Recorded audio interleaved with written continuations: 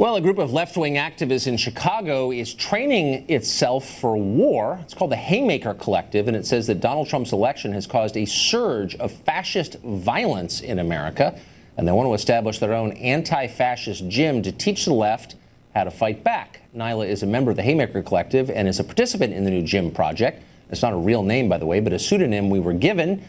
Naila joins us tonight. Naila, thanks a lot for coming on. Thank you for having me.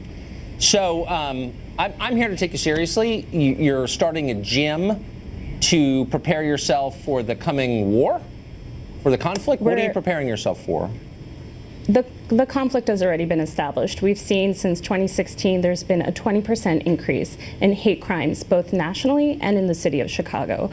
We know that there's certain bodies that are vulnerable to attack, that there's been an increase in racism and xenophobia, and that we feel that it's necessary for us to learn self-defense skills. So rather than feeling frightened and isolated and alone, that we can come together, build strength in solidarity with one another with an autonomous gym formation. Look, I'm for free association. I'm for gyms. I'm not, I guess, against this. I just sort of wonder if your concern isn't misplaced. I mean, Chicago is a really dangerous place. I think you've had about 2,000 shootings so far just this year. I don't think any of them are perpetrated by right-wingers that I know of or Trump supporters, any of them. So maybe you've got other things to worry about.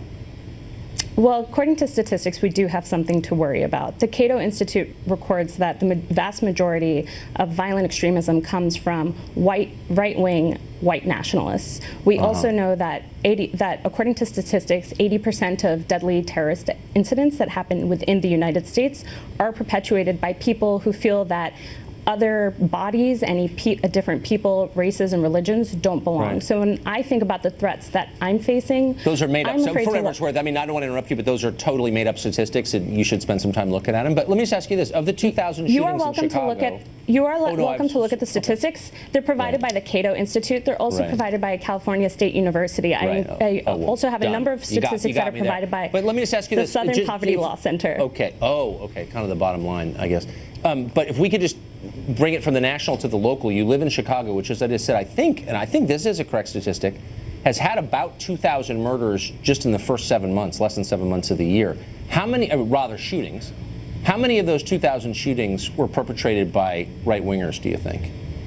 Again, you can look at the Chicago Police Department. They do collect information, but we're more interested in the hate crimes that have been occurring to people like myself. Okay, right, but I mean, when people are shooting 2,000 people, okay, shot, and I don't think any of them were bias crimes against people like you, as you just put it. I don't think any of those were Trump supporters pulling the trigger. Do you know otherwise? Carlson, if you don't know, then I'm not going to sit here and give you statistics, but I will tell you that the stories that are making me afraid and fearful when I take the bus, when I take the bus home alone by myself on public transportation, I don't feel safe, because just May 26th in Portland on the light rail, there were 2 black women who were approached and confronted by a white man who calls himself a patriot.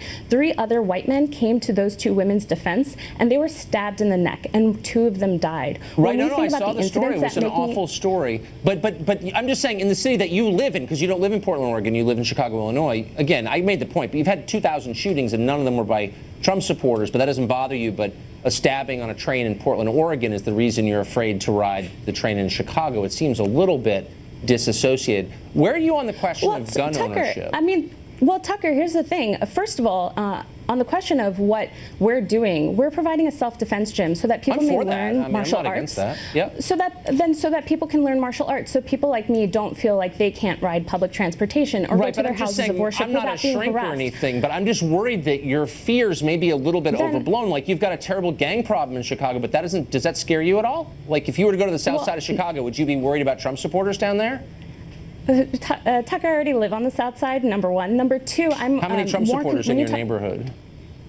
Quite a few. I'm sure you can look it up. But on the question of gun ownership, we can look that even owning a gun doesn't protect one. Philando Castile was a licensed gun owner, and he told that to the officer while he was shot on Facebook Live in front of his 4-year-old daughter and his partner. So the question of gun ownership should be something that you should be giving to the National Rifle Association as to why they're not taking Wait, can I ask a question? Can I ask a question? If so, you're like against the system and you think the system is rotten and racist and all that stuff, but you want only the cops and other government officials who you believe are racist to have guns? How does that work exactly, Naila?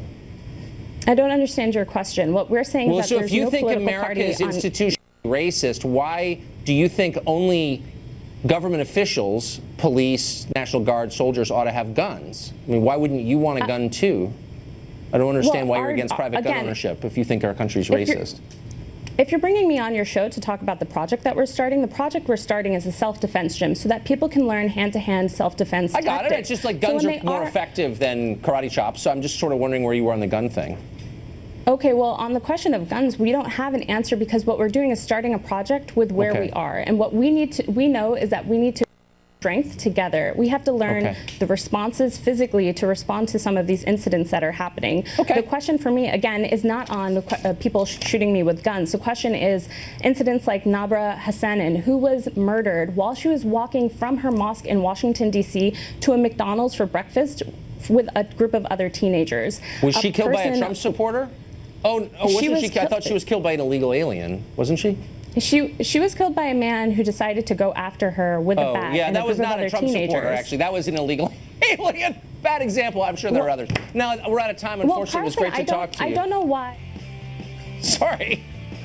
JFK Jr. was just aggressively attacked by John Oliver over on HBO for his views on vaccines. He joins us next to respond to that.